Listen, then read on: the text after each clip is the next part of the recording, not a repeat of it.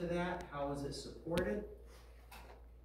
Then we're going to take a look at your electrical panel and take the covers off your breaker panels. Try to make sure the folks haven't done anything goofy to that. Is it grounded properly? Did they take a breaker that's designed for one wire to go into it? Did they put half your house or your neighbors into it? Stuff like that. We also go through like your furnace, for instance. Make sure that the flame patterns are good. We do an ambient carbon monoxide test, that kind of thing. And then as I do my inspections, I take a whole lot of photos and videos and I put those on a flash drive that looks surprisingly like this. And it doubles as a bottle opener. So yes, I know my people. Yeah. And so you get to take these home with you. So you get to put the flash drive in, read your report and go, oh my Jesus, and then open some liquor. So, yeah. So how do you find a home inspector? Well, there's lists out there. The one thing you want to do is do your research. When you call them up, the first question you don't want to ask them is everybody thinks inspectors are the same. Or not.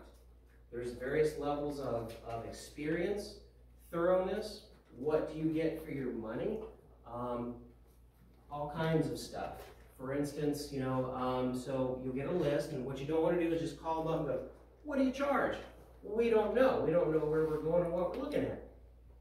So pricing and all that varies on size of home, experience, how long they're going to take with you at the house, can you be at the inspection, run a Google search and check them out.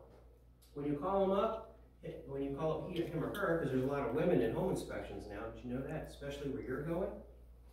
Yeah, absolutely. Find out if you can be with them, how long they're going to take, and when you call them on the phone, interview them. Do they take their time on the phone with you, going through the process and explaining what they're going to do? If they're in a hurry and go, oh, let's book this, kind of go to the next one. Make sense? Yep. Guys awake? Yay. All right. Yeah, interview, ask questions.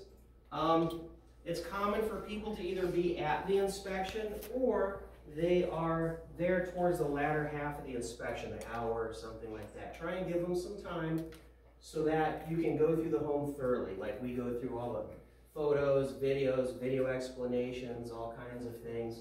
Go through the report, correct my spelling, stuff like that. What's that? I know, yay. So radon testing, a quick overview. Radon is just a breakdown of rock under and around a house.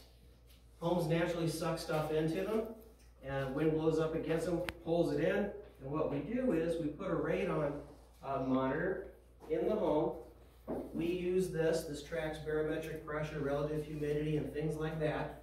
It stays in the house for 2 days, for 48 hours. There's some things that have to happen to the house. You have to close the windows, make sure the house is closed up for 12 hours prior to putting that in. And when it's done, we analyze it, process it, and the EPA says anything higher than 4.0 or higher, you should mitigate or fix your home. And we do that, we got to figure out with nothing more than this. How many of you guys seen these things sticking out the side of the house? Yeah, I've got the mother of all radon systems in mind. And all it does is this goes down in through the slab, pulls air out, this fan hits it, it blows it out, lowers your radon levels. Nothing more. The important thing about that is if your radon comes up high, test it. You want to test it 24 hours after it is installed, no longer than 30 days after it is installed. That's when most warranties and things kick in. Most companies will warranty these bad boys as long as you leave them alone and don't touch them. Yay.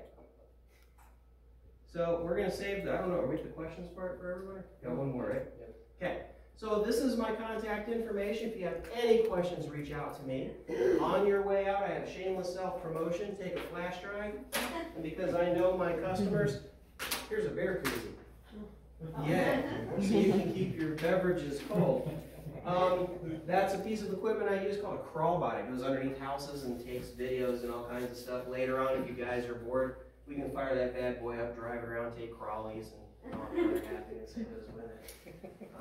Yeah, is that it?